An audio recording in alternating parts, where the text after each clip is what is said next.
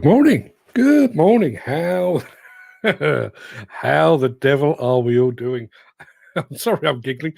I've just had the first guest on today's Mystery Machine.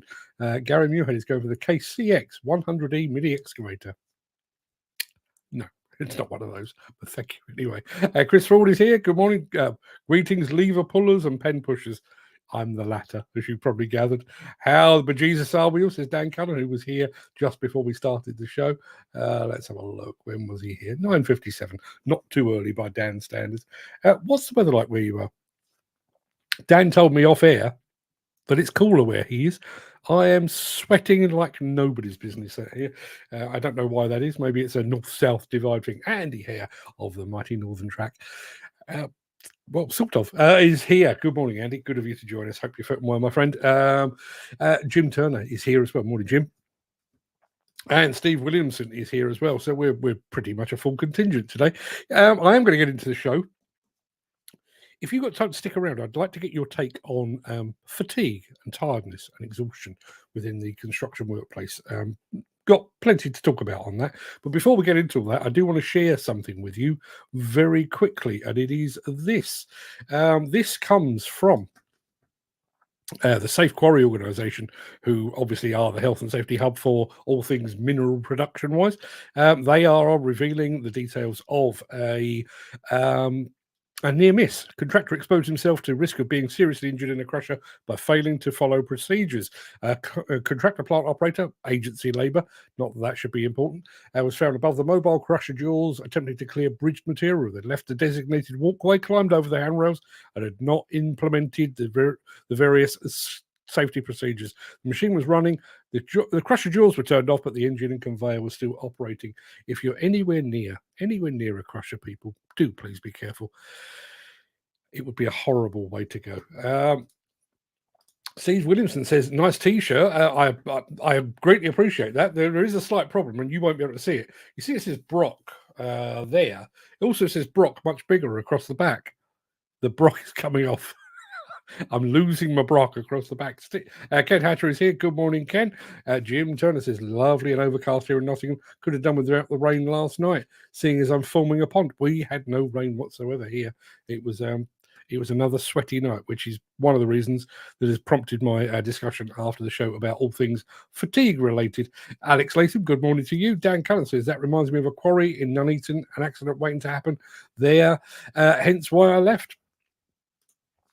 Quarries, demolition sites, construction sites, mines, dangerous places to be, people. Be on earth. Be on earth. Be on aware. What's on the cap? There you are. It says MTB Breakers. It's actually a Turkish breaker manufacturer. They very kindly invited me over to their stand at ConExpo, not the last one, the one before, and there waiting for me was the boss man holding the hat. So yes, it's something of a rarity, this one, I think. Dan Cullen, look upon it with envy, would you? Now, without further ado, I am going to roll the intro and get this show on the road. We do have a mystery machine, obviously, as always. And we also have the latest round of our Excavator World Cup. I'll tell you more about that in just a moment. Steve says, different. Yeah. Not entirely sure the red goes with the orange, if I'm honest. Now I'm looking at it in the cold light of day, not entirely sure. Be alert. You're trying to say, yes, be alert. Yes, that's those. Thanks, Ken. Those are the words what I was looking for. Be alert, would you? Right. Okay, let's crack on with the main part of the show. I'm going to take Ken off there. I'm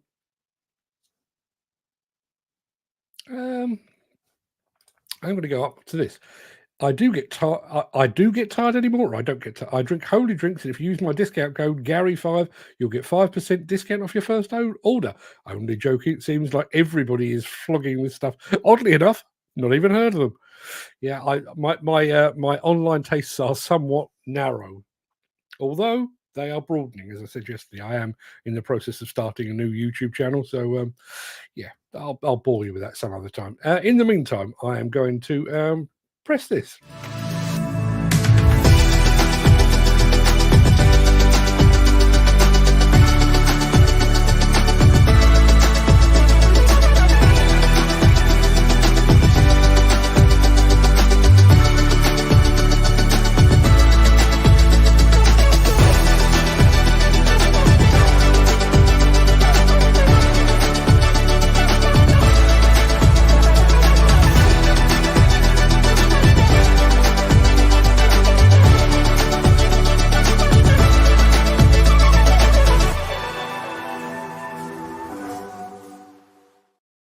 Going back to Chris Ford, is the pond holding water, Jim? If so, it's in the right place. Seems to make perfect sense. Jim Turner is already going for our mystery machine. He reckons it could be a Cat 789 dumper. It's not one of those. And apparently, Holy seem to be doing the driven Dan rounds. I know exactly what you mean. That's probably why I've not come across them, because I don't follow any of them. No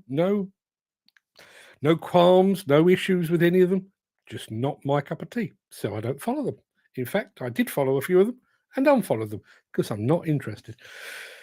All that aside, it is Tuesday, the 6th of August. Welcome to the Breakfast Show. I am your host, Mark Anthony, the Walrus of Demolition. In today's show, we're going to be heading down under for some superb cat dozer action. High Dreamer is on track, which will make a lot more sense when we get there. The Volvo EC400. Is it a dream machine? I think it could be.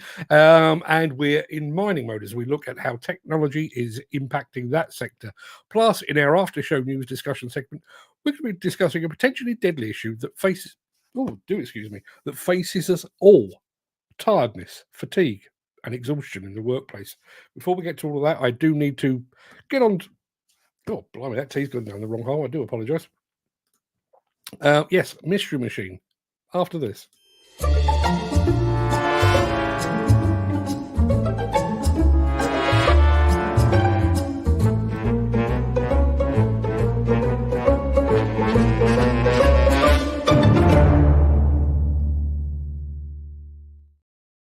Just going to go through the chat very quickly. Gary Muirhead says, sorry, just got a new phone, and I think it and I are still having issues.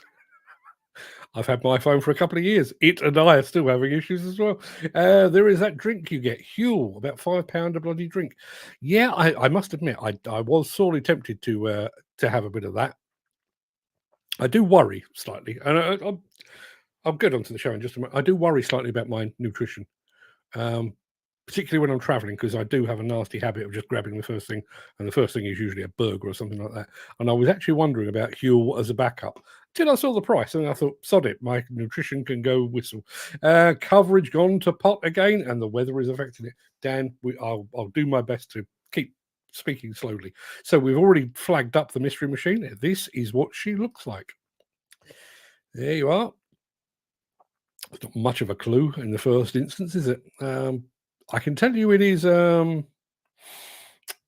It's an older machine.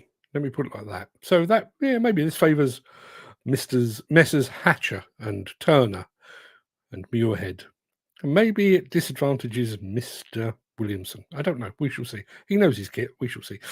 Steve says the Balmer diet was Red Bull and cigarettes. Ah, yes. All the major food groups represented there, and no mistake. It's not good, is it? It really isn't good. I've said this before. The last time I actually had a proper drink, I was at a wedding. I don't know, it must be 15 plus years ago, and I spent the night drinking vodka and Red Bull, feeling no pain when I went to bed. But I had about 4 hours of heart palpitations, middle of the night. Now, admittedly, I'd drunk a lot of the stuff. It was entirely self-inflicted, but I'd actually thought I might be about to have a heart attack. Not touched Red Bull since. Scary stuff. What we got here? We've got Chris Wall reckons it could be an Evelyn Barford RD50. It is not. I'd like it to be an RD50. Used to work for Evelyn Barford. Cat 950E. It is not one of those either. Jim Turner says his pond will be holding water in the wrong place if I don't get away from these head walls before the rain comes. Should have been done months ago. Yeah. Why put off to tomorrow what you can do today? Or why put it off till tomorrow what you can do in 6 months' time? That's kind of the way I look at it. Jim Turner is going for the Cat 963 on our mystery machine. It is not. Let me show you a smidgen more. Here we go. That's what you've got to work with. And while you're trying to figure that out, I am going to take that off the screen because I do need to tell you about our Excavator World Cup match for today, right after this.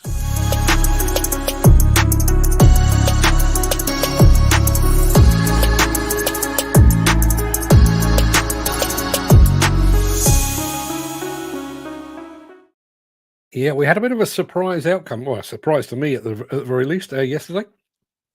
O and K from Days Gone By knocked out Hitachi of Days present. Didn't see it coming, but there we are. Hitachi are out. So we've got another new versus old, and today's match is this. It is Zoomlion, all the way from China. It makes some very sexy looking excavators, very nice paint job and all of the things.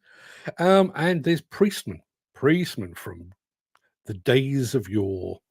Yes, medieval times when men were men and women were worried. I don't know. But yes, Priestman versus Zoomlion. All I need you to do, very, very simply, is to imagine you've got 100,000 quid to spend, imaginary money for an imaginary excavator.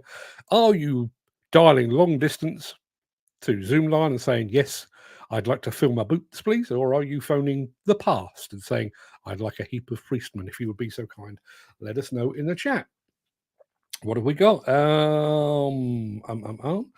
We are, I tell you what, I'll take that away because I need to bring this back up.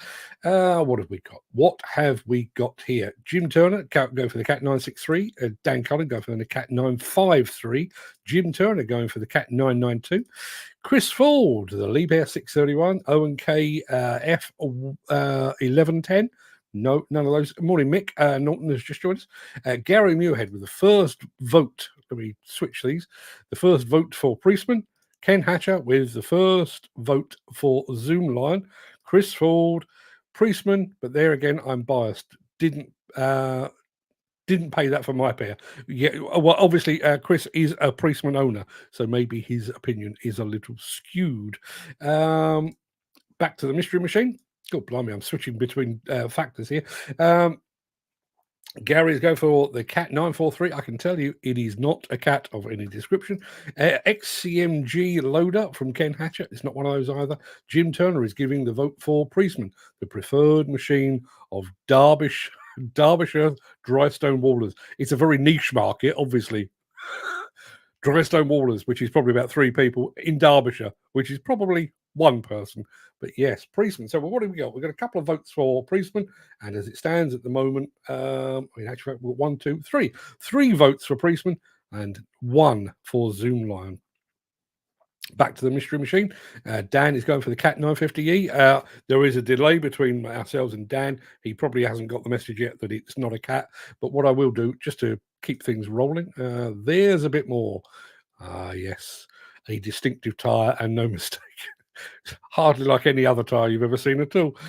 Chris Ford is going for a Ford A66 loader. It's not one of those. Gary Muirhead is going for a Case 521D XT. It is not. It is none of those things. I'm going to take that away because we do need to get the show started. And we're headed down under in a moment, so stick around.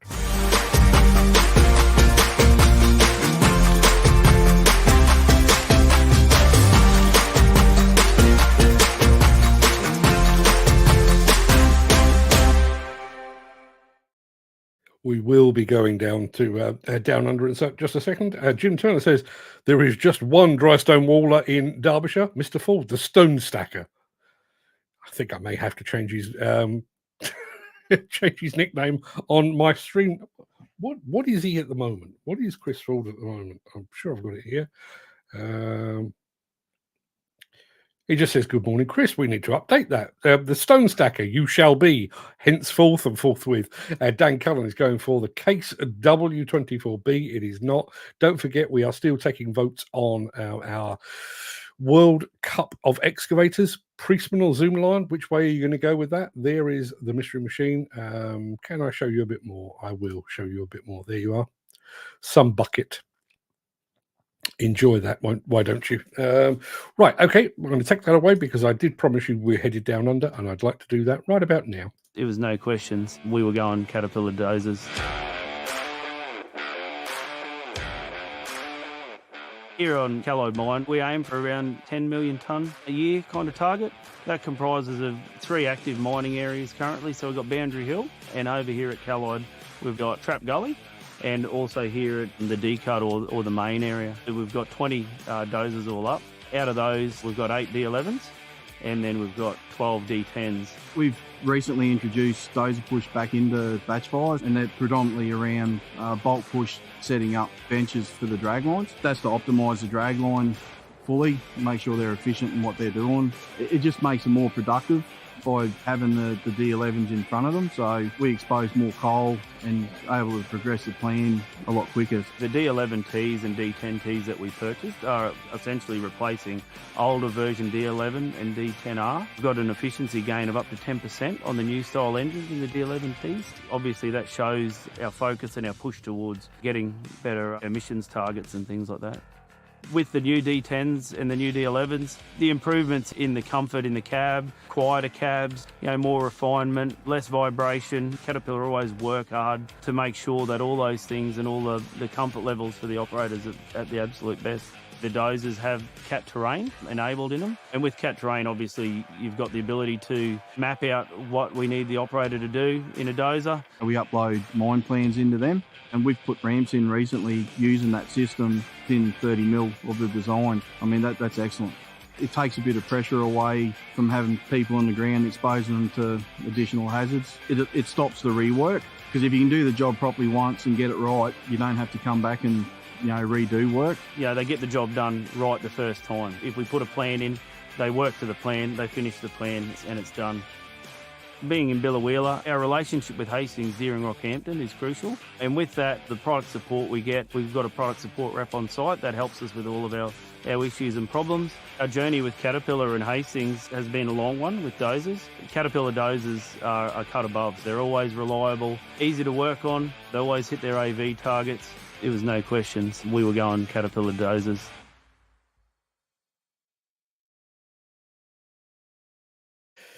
Right. Big news.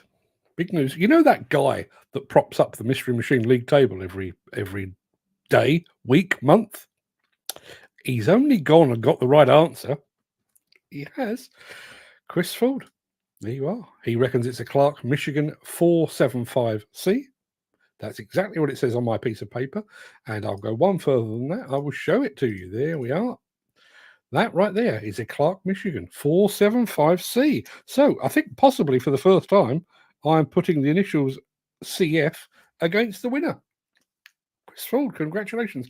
Incidentally, I just let you know, while you were watching that, I've updated my little button for Chris Ford, which now says, "Good morning, Chris, Stone Stacker Ford." There you are.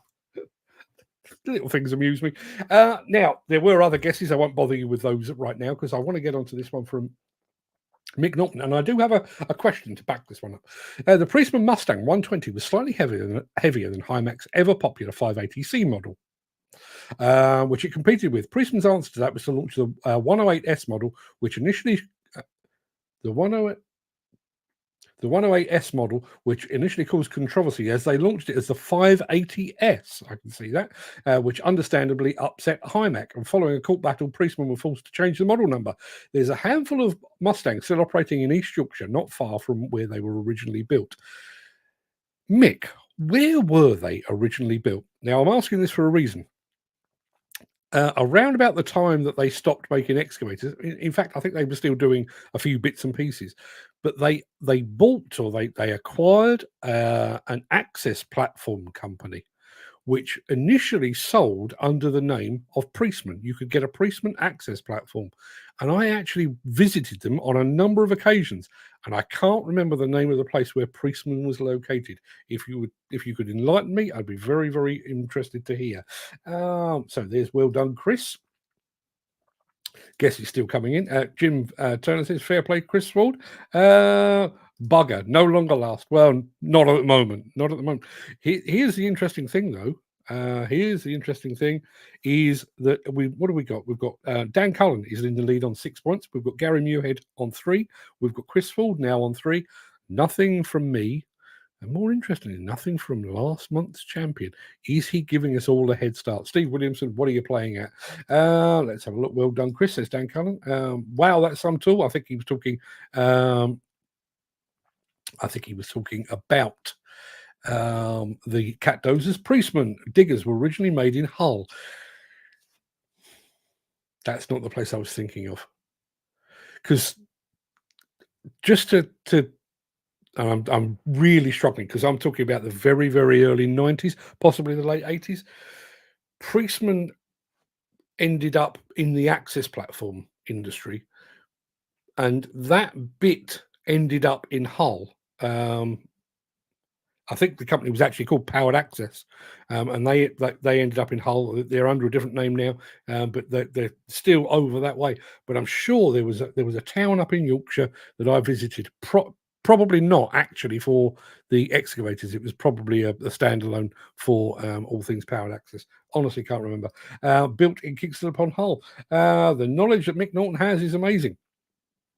Do you know, just very quickly, and I know this is not of great interest to you guys, I am starting a new YouTube channel, which is talking about, I mean, if I tell you, the tagline is, why live streaming is wasted on the young.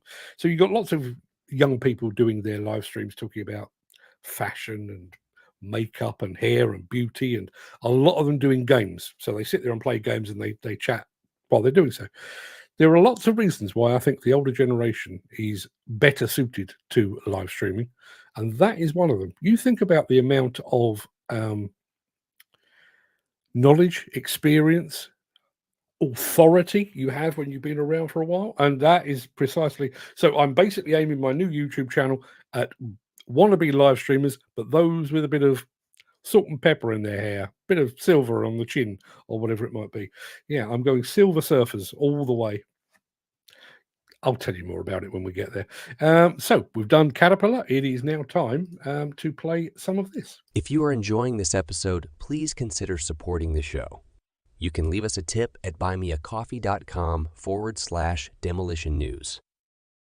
It's been a couple of months since Volvo unveiled their new range of excavators, which we all expected to be called the F-Series. They weren't, but that's kind of what they are. Along with those new products, they also unveiled a bunch of videos, and I missed one. So, the Volvo EC400 in all its glory. Enjoy.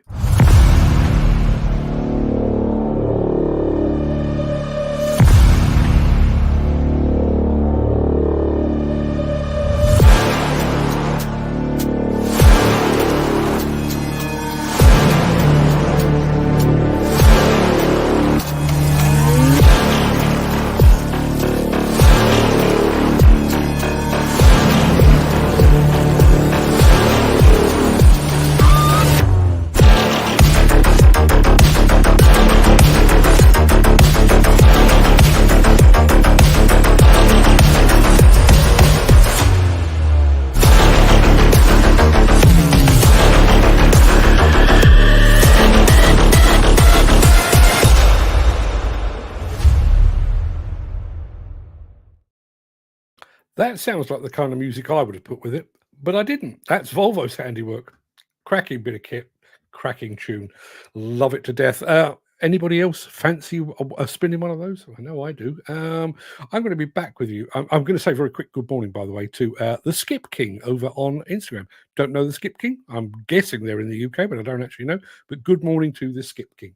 I'll be right back after this.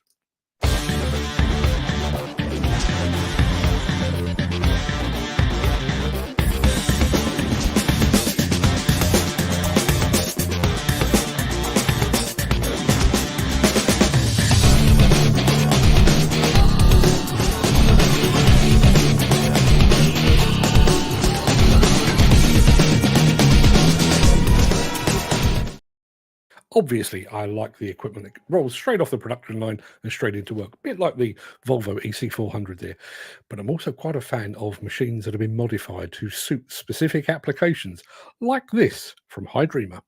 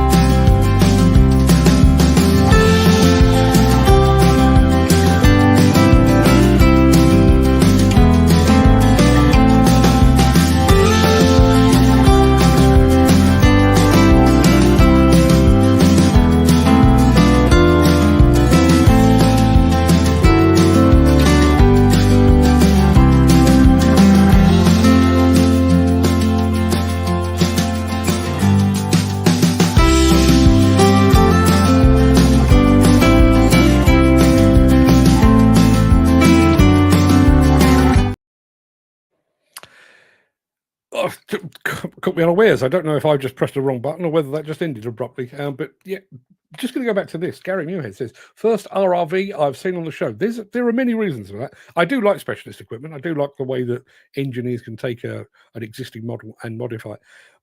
But there's more to it than that. It's that time of year. I think I mentioned this either last week or earlier this week.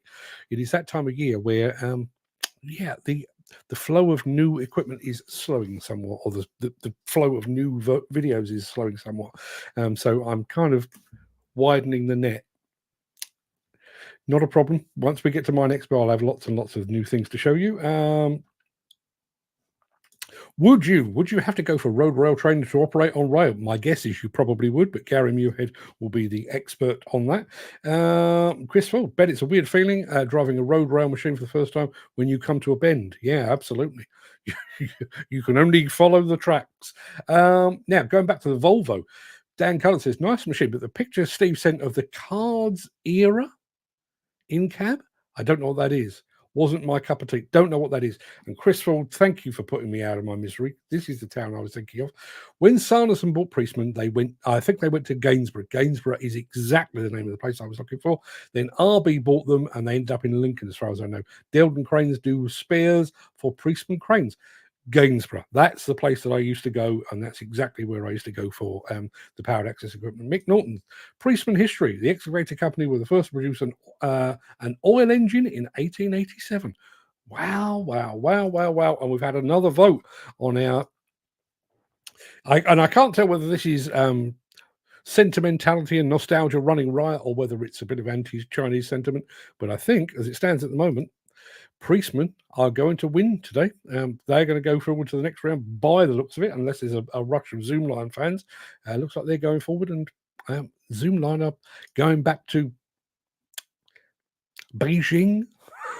I don't know, Beijing or somewhere like that. Sichuan region. I only know that for the food. They're going back with their hands empty. Unless, as I say, there's a rush of support for the Zoomlion brand. Right, let's crack on, shall we? Because I want to go mining in a moment. Since the finance bill came into effect in April, the construction industry has seen a surge of fuel thefts. The rising cost of living has placed an additional risk of theft by employees and contractors, as well as opportunistic thieves. By using diesel dye and placing warnings of its use, you are sending a clear message that this is your fuel.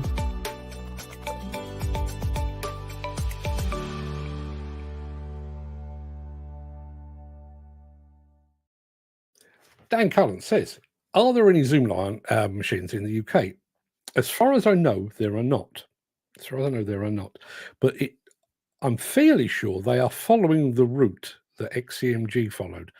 The first time I saw an XCMG product, not an earth-moving product, but a product on UK shores was at the Vertical Days, the Powered Access and Crane Show.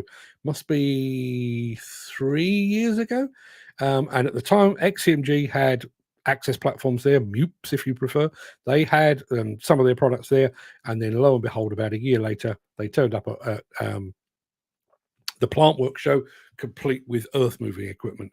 Zoomlion access platforms are available here in the UK through AJ Access Platforms.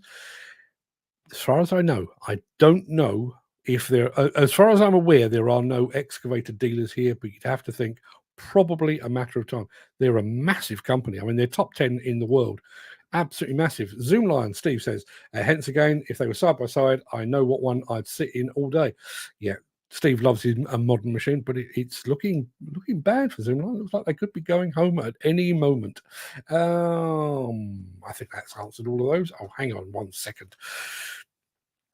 Gainsborough was the home of Marshall & Sons, who manufactured the Gainsborough military special in the late 1950s. During World War II, they also manufactured top secret mini submarines. Can't have been that top secret if you know about it, Mick. But yes.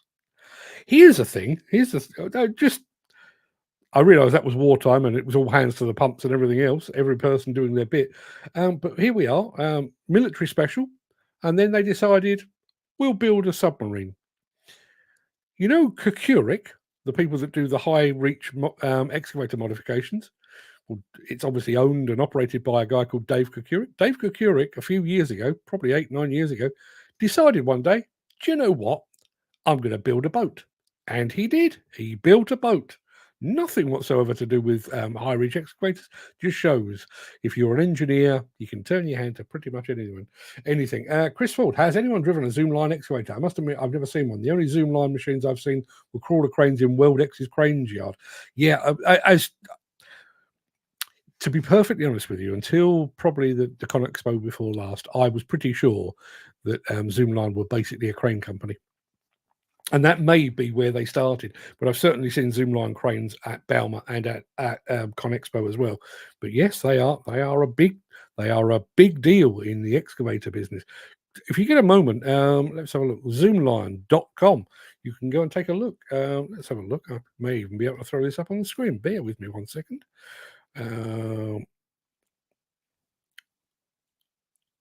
Let's have a look. Products. Yeah, they are active in earth moving, mutes, mobile cranes, tower cranes, concrete pumps, and agriculture as well. I go one further than that. I can actually show it to you. Let's have a look. Home Zoomlion. That's the one I want. There you are. That's what Zoomlion looks like. Very, very distinctive machines, obviously, in that very nice green color. What's earth moving? There you are. Let's have a look at the earth moving part. Yeah. Mini excavators, small excavators, mining excavators, medium, large, dozers, skid steer loaders, crawler loaders. They do it all. So if you fancy going to have a look at that, you feel free. The website you're looking for is zoomlion.com. Go take a look. Let me know what you think. Love to hear from you. Let me take that away.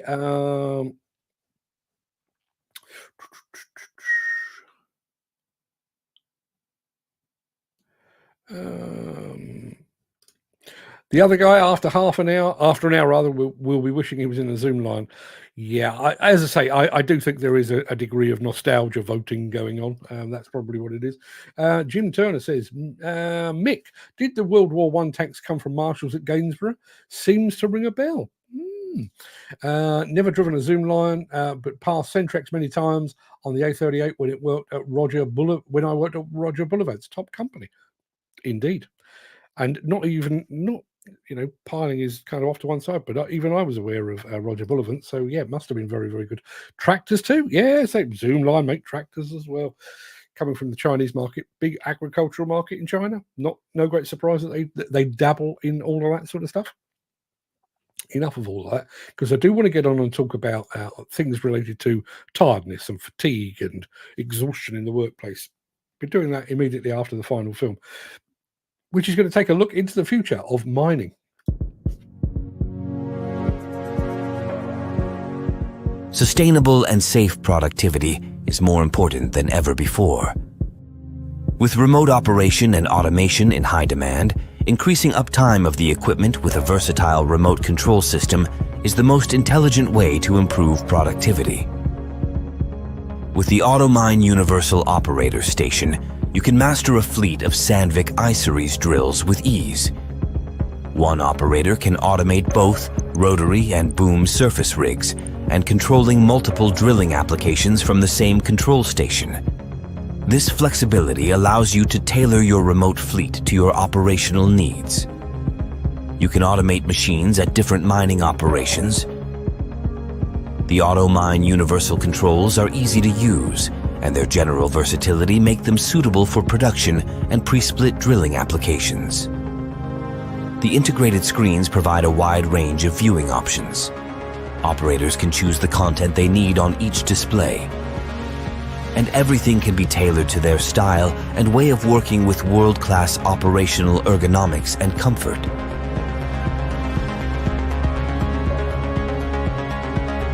AutoMine Universal Operator Station is portable, adjustable, and flexible. It adds flexibility to fleet control and takes comfort of operation to the next level.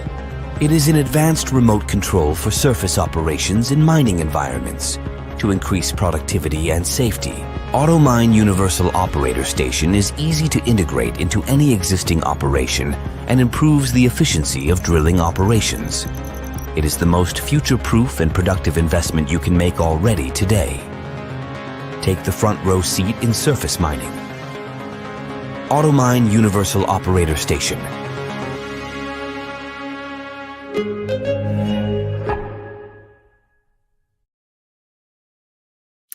Going back to Zoomlion, Dan Khan says Zoomlion big in Africa. Yes, they certainly are. Funnily enough, that does also seem to be the route towards Europe. XCMG, Sani always attacked Africa first and gradually worked their way towards Europe. So no great surprise there. Remember, I wore the Zoomlion hat. Had a guy ask me if I worked from it, and he says they're big in Africa. Yes, they are indeed. In fact, if you go to the Zoomlion YouTube channel, you can see an awful lot of the work that they're doing in Africa. I've had a count up, and I can tell you another surprise winner in our Excavator World Cup. So I do need to do this because I do need to click this bit out. So the third round of our Excavator World Cup, let me do that again. So the third round of our Excavator World Cup competition pitted Priestman against Zoomlion. But which brand came out on top? Well, we put it to the public vote, and I can tell you that the winner is Priestman. Priestman goes forward to the second round, while sadly Zoomlion, who makes very good machines, they are on their way back to China empty-handed. Now, tomorrow's match is another potential humdinger, as we've got Volvo, which has a brand new excavator range, just a couple of months old, and they'll be taking on Kato. If you'd like to put your vote into that, please make sure you tune in and take part. I'm going to go back to the chat because we've got a long comment here from Mick Norton, World War I tank manufacturer. Firms all over the country were involved in building the Mark IV. Armour plate was made by William Beardmore, Company of Glasgow, as well as Camel Laird and Vickers, both in Sheffield. Track lines came from Foster's and Clayton and Shuttleworth, both based in Lincoln. The 6-pounder guns came from Armstrong Whitworth in Newcastle, and the automotive components, engine, gearbox, flywheel, clutch, were built as a self-contained unit by Daimler. Daimler! Who knew? Who knew? Do you remember that? Do you remember the episode of Top Gear where Richard Hammond mentioned the fact that Mercedes had built a 6-wheel car? And James May very kindly pointed out that that wasn't the first time Mercedes had built a 6-wheel car, because they built one in the past that was used by none other than Adolf Hitler. Yes. Steve Williamson says it's the OAP league. This, yeah. Let me just have a very quick look. We are going to have some occasions where the OAP vote ain't going to count for much, to be honest. Let's have a look. We've got Volvo Kato tomorrow, Liebherr Sumitomo coming up, New Holland Kobelco, Sunward and Terex, XCMG versus Hymac. That could go either way, I would say. Linkbelt Hydromac, Develon Safe, Komatsu Lugong. I think that is the big match of the round, to be perfectly honest, and I wonder which way that will go. Hyundai versus Cat. I think that's that one. Case Bobcat, Sani Atlas, Senavogan Kubota. Lots and lots and lots of that.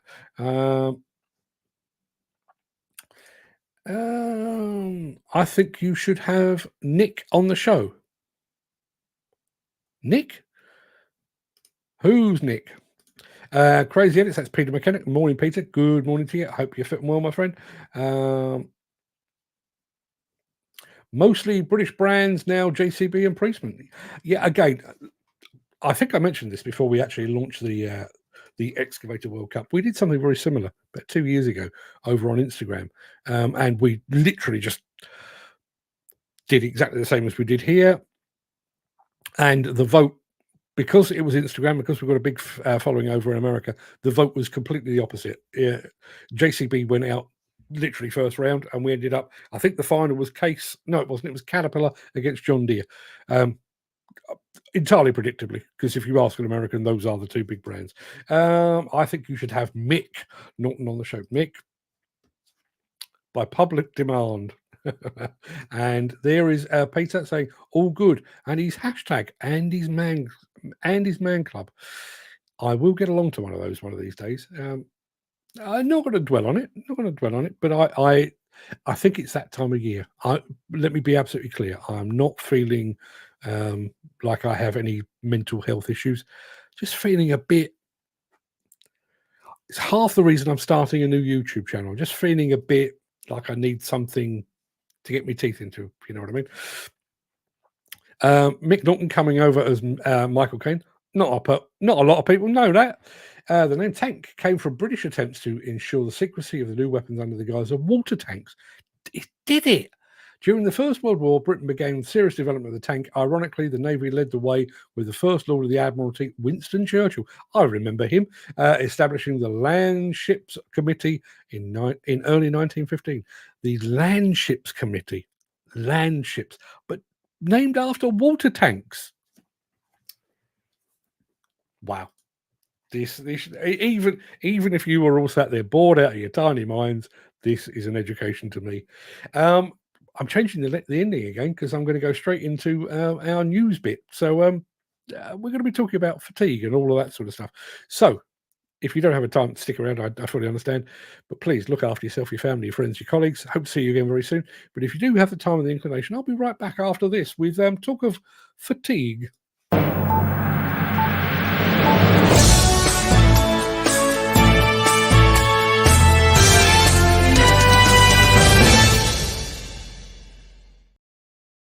How did you sleep last night?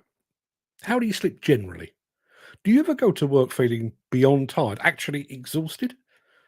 I do, and that's absolutely fine because I'm operating nothing more dangerous than a computer mouse.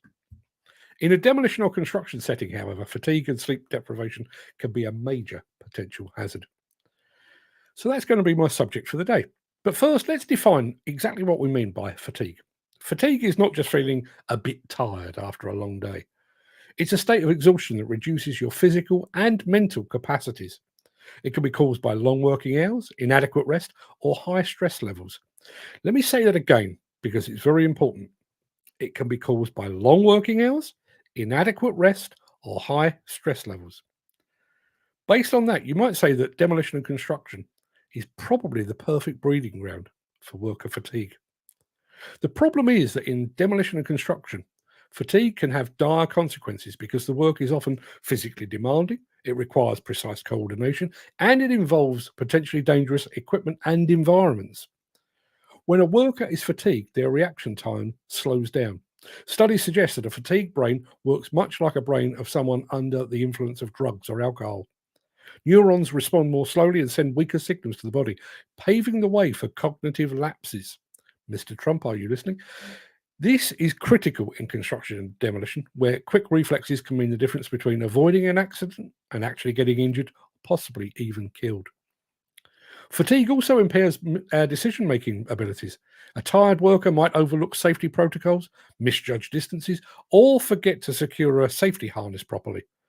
These small mistakes can lead to severe accidents, including falls, equipment malfunctions, and even structural collapses. Fatigue doesn't just affect physical performance either. It can impact upon your mental health. Workers who are constantly fatigued are more likely to experience mood swings, anxiety, and depression. These mental health issues as well can further degrade a worker's ability to perform their job safely and efficiently. In a high-risk environment like construction or demolition, a momentary lapse in concentration due to fatigue can be fatal. Now, several factors contribute to fatigue in the demolition and construction industry, and one of the primary causes is long working hours. Construction projects often operate under tight deadlines, leading to extended shifts and insufficient rest periods. While overtime might seem like a necessary evil to meet deadlines or possibly to pay the bills, it significantly increases the risk of fatigue-related accidents. So, what can be done to mitigate the risks of fatigue in the demolition and construction workplace? Well, for one thing, employers need to prioritize the health and safety of their workers by implementing strategies to manage and reduce fatigue. I've seen no sign of that happening. Firstly, it's crucial to establish reasonable working hours and ensure that workers get adequate breaks. Seeing no sign of that either. Secondly, fostering a culture that values safety over speed is essential. Workers should feel empowered to speak up if they're feeling too tired to continue working safely. Has anyone ever done that? Could you do that? My guess is probably not. Workers need to be educated about the symptoms of fatigue, such as drowsiness, difficulty concentrating, and irritability. Now, obviously, technology can also play a key role in mitigating fatigue. Wearable devices that monitor vital signs and alert workers when they are showing signs of fatigue can be integrated into the workplace. These devices can track heart rate, activity levels, and even detect microsleeps, providing real-time data that can prompt timely interventions. By analyzing patterns and predicting periods of high fatigue, these systems can suggest optimal rest times and shift rotations to keep workers at their peak performance levels. Remember, a well-rested worker is not just a safer worker, but probably a more efficient and productive one as well. We have protocols to deal with workers that are impaired by the presence of alcohol or drugs. Isn't it about time we had protocols for those that are impaired by a lack of rest? Now, I'll get onto the chat in just a moment, but that part there, we have protocols in place for those that are under the influence of alcohol or drugs. And I realize that some people get through the net, but we do have a protocol there. If somebody is found to be under the influence of drugs or alcohol, there is a system, there is a procedure. Is there a procedure for excessive tiredness? Could you go to your site supervisor, your boss, and say, not just I'm feeling a bit tired, but I'm actually suffering here from fatigue? And what would be the response? Would they give you an extra break? Would they send you home to sleep it off? Don't believe they would. The other one that I want to throw into the mix here as well, there was a mention in that chat about micro sleeps. Now, I'm going to put my hand up here. I have fallen victim to that. When I've done stupid things like driving to Newcastle and back in the day, and I did it once. And coming back, and I thought I could actually catch up on some sleep one eye at a time. Brain wasn't working particularly well at the time, so I was literally driving along with one eye half closed, and I found myself veering from lane to lane. So I pulled over, pulled into a service area about halfway home, and I thought, well, I'll have 10 minutes kip, and that'll make me fine. I woke up about 6 hours later. It was dark out. It was, gone 10 o'clock at night, and I'd literally completely zonked out. Should I have got behind the wheel to do that return journey home? No, I shouldn't. My own stupid fault. But I'd like to get your take on all of this. So I'm going to throw over to the chat. Let's see what you're all saying.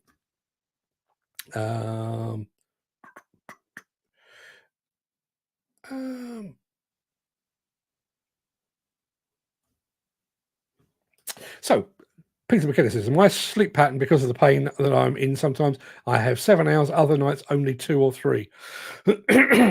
I'm sure it's an age thing. I used to be able to get by on 4 or 5.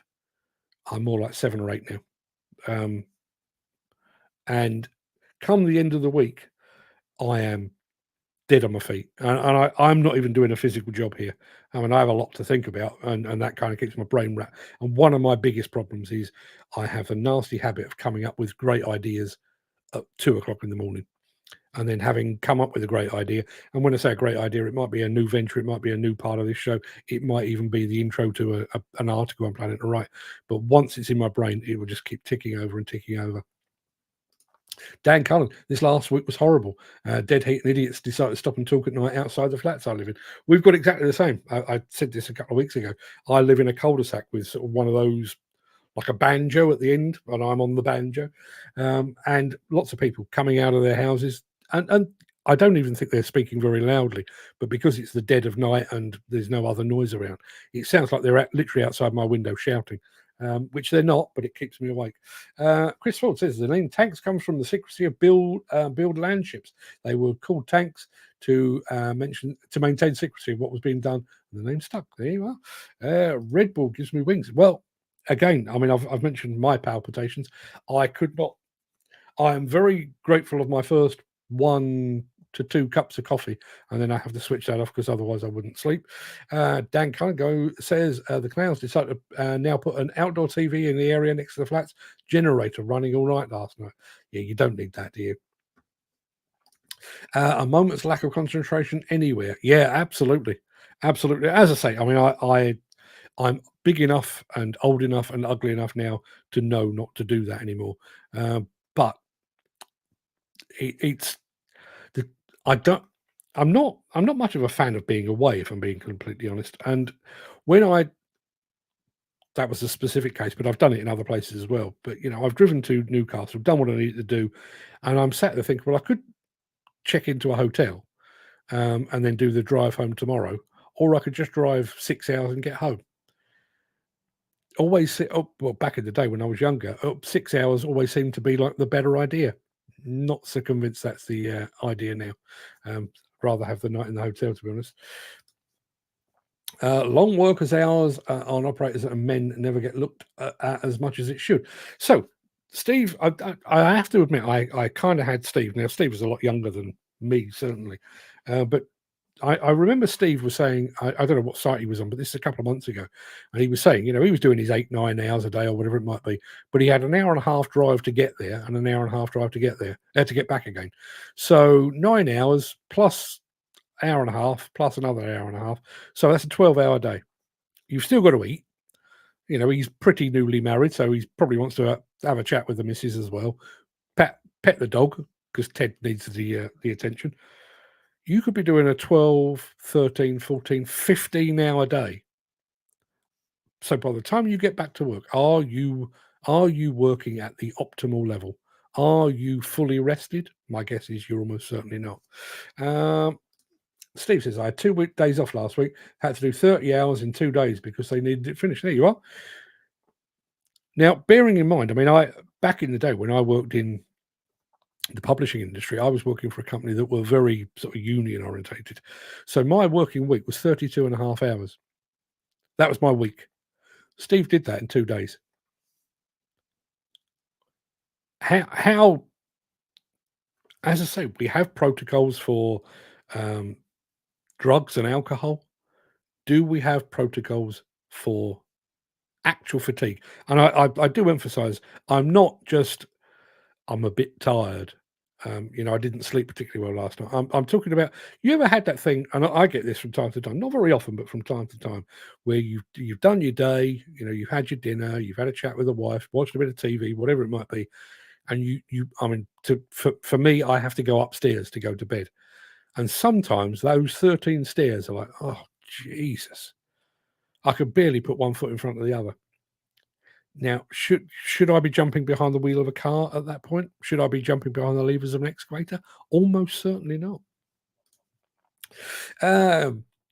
Peter McKenna says, a moment's lack of concentration anywhere can lead to hazardous conditions, walking across a road, cutting veg, or meat in the kitchen, not just at work. You're absolutely right. You're absolutely right. Obviously, this show tends to concentrate more on all things construction. We don't go into much meat cutting here on the show, but yeah, you're absolutely right. You're absolutely right. Now, again, I was talking about this from a voluntary point of view about could you go to your boss and say, I'm done. I've got nothing left. I'm fatigued. I'm exhausted. Moreover, could you go to your boss and say, Dave, I don't know why it's Dave, but Dave, the excavator operator, or Dave, the wheel loader operator, you need to give him some time, or you need to go and have a word because the guy's half asleep. Now, bearing in mind, if he's half asleep, it could endanger you, it could endanger the public, it could endanger your colleagues. Could you do that? Would you do that? What would be the response? That's the kind of thing I'm after. The sector's decision makers still hold negative viewpoints on whistleblowing employees who question their lack of action. Yes, they do. And that is one of my issues there, is if you were to go to a boss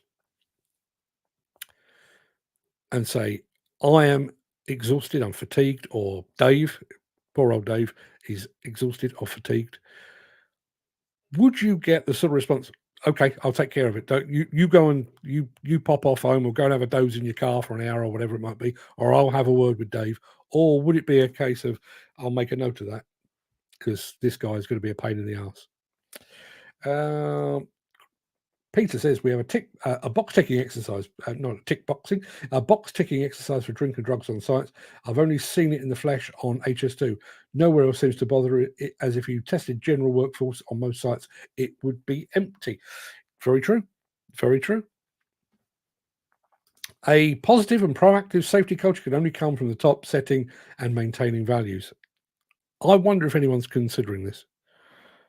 And been trying to find. Bear with me a second.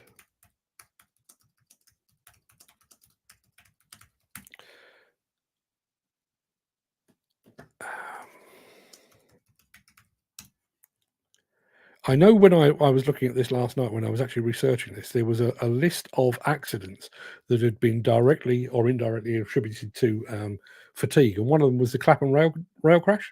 Apparently, there was a fatigue element to that. I can't find it now. I would have shown it to you, but I can't find it now. Average sleep hours for most HGV drivers is 5 hours. See, I don't know the full details, but HGV drivers are on tachos, so not the food, tachometers I'm talking about. They're on tachos.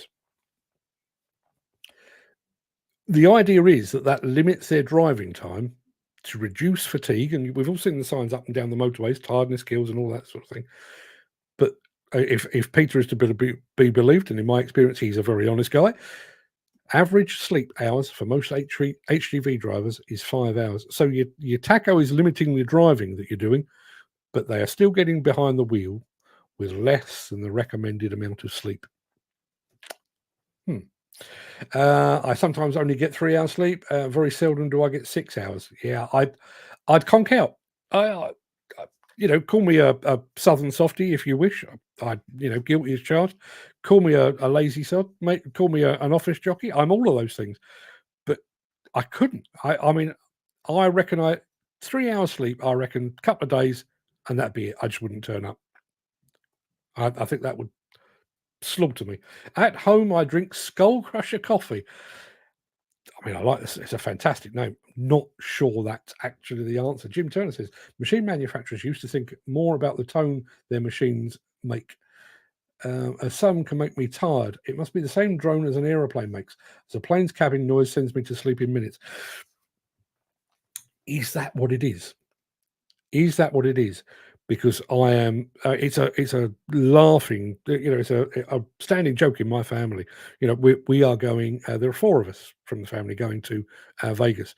My wife and my daughter are going off to 2 of the highlights and probably the lowlights of Las Vegas, while me and Fred are going to the Mine Expo show in September. But it's a standing joke. I will get on that plane, and I probably won't see takeoff. I'll be asleep.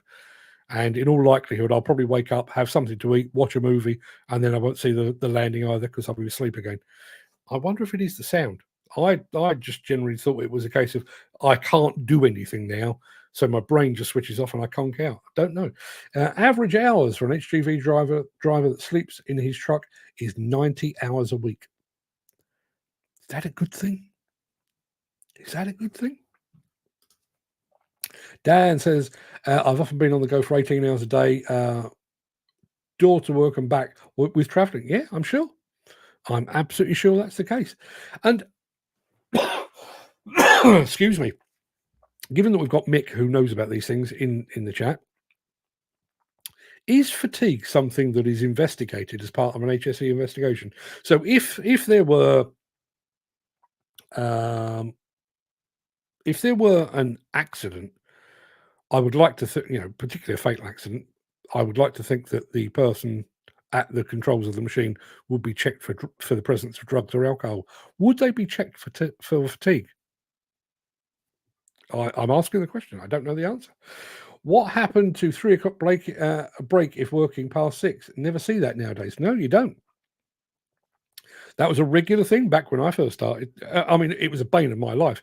We used to arrive on some sites at 9 o'clock in the morning. You'd get the camera gear out, you'd get set up, and then everyone would go off on a break, which works perfectly for this show. But exactly the same in the afternoon. You've got that nice soft sunshine, and I'm going to take some photographs, maybe do a bit of video. No, everybody's going for a break again. Pain in my ass, but you can understand why it was there. I know managers on sites that regularly take coke. Scary out there, people. If a company offers a very generous bonus scheme, then health and safety and welfare gets shunted down the agenda. It's the nature of the beast. It is. I'm not naive enough to believe it's not, but it's not right, is it? Steve says, I actually saw this. Plane started taxiing and I could already hear the snoring. Sorry, Steve. If I remember rightly, when you and I were on a flight together, you were what's the expression? 3 sheets to the wind, I think they called it in polite society. Were you not? I think the snoring might have been you, mate. Lorry drivers can do a 15-hour shift, but only drive for 9, extended to 10 hours, no more than twice a week, to be compensated the next week. 90 hours driving a fortnight. That's a lot, people. That's a lot. And I realise the levels of traffic on the UK roads means that sometimes a lot of that is actually standing still. But we've had this discussion before about drugs and alcohol. I wouldn't feel particularly safe or secure knowing, as somebody has just mentioned there, that there are people on site that are coked up, lagered up, under the influence of weed. I'm not particularly comfortable in being on roads knowing that there is a potentially an HGV doing 70 mile an hour with the guy having done 90 hours and being half asleep. Call me a namby-pamby if you will, but, I'd like to get home if I could, possibly. Sorry for fetching driving into the mix, but some construction workers do roughly the same hours. Yeah, they do. And listen, all of it, I'm using myself as an example. As I say, that's the most complicated thing I operate. If I do something wrong with that, I might misspell something. Not a big deal in the grand scheme of things. If one of you guys falls asleep, micro sleep, and we've all done it. I'm sure we've all done it. One of those. You do that in the wrong machine at the wrong time in the wrong location, you've got an issue. You could potentially have an accident or even a fatality on your hands. So that should probably just about do us, unless anyone's got any more to add. I don't know what our subject of topic of conversation will be tomorrow, because I make these up as I go along. It was literally, I was sat there last night thinking, because of the weather, and having the windows open and getting the noise from the neighbours, I actually thought to myself, feeling a bit tired. Oh, tiredness. There's a subject. So that's exactly how this happened. Mick Norton says HSE would be duty bound to investigate fatigue if it was considered a contributory factor to any accident. Any investigation would consider any direct, indirect factors. Well, that's good to know. Although, good to know, but a bit like shutting the door after the horse has bolted. That guy was suffering from fatigue before he backed an excavator over 5 people. Surely better to make sure that everyone is fully rested. And going back to my point, and it's just a very quick final point because it's just occurred to me. I mentioned the fact that I'd driven from here in Surrey up to Newcastle and back in a day. Obviously, some of you guys are required to stay away for work and digs or caravans and all that kind of stuff. What's your cut-off point? How far is too far for you to consider going back and forth? Is it an hour? 2 hours? Is it 3? And if it's 3 hours, 3 hours there and back, that's 6 hours a day that you're awake before you've even done any work. What is your cut-off point? I'd love to hear from you. But probably won't be today, because I'm going to call it a day now, because we've been going for an hour and 5 minutes, and that's more than enough for anyone. I'll be back tomorrow at 10 a.m. for more of the same. If you've got anything else you'd like to discuss, please let us know. Otherwise, I'll just keep making stuff up, and we'll see where it takes us. Yeah, that'll do us, I think. Everybody have a fantastic day, would you? I know there's some weather coming to those in the north. Here in the south, just sweaty. Looks like I'm going to get another night without too much sleep. So I may even forget that I've talked about fatigue today and do it all again tomorrow. Stick around, you might find out. Everybody go and do your thing. I will remind you very quickly that we've had the winner of today's World Cup competition, which was Priestman. Tomorrow we are going to pit Volvo against Cato. I'm pretty sure I know which way that's going to go. But then I thought I knew which way Hitachi against O&K was going to go. Gary Muirhead says, my old company, SSE, would say, if you were tired when driving, pull over and rest. We'd rather be talking to you than about you. There's my quote of the day. That's fantastic. Well, hats off. Hats off to SSE for having the foresight. Yeah, like that. Everybody, go. We're over and done with. I'll see you tomorrow. All the best.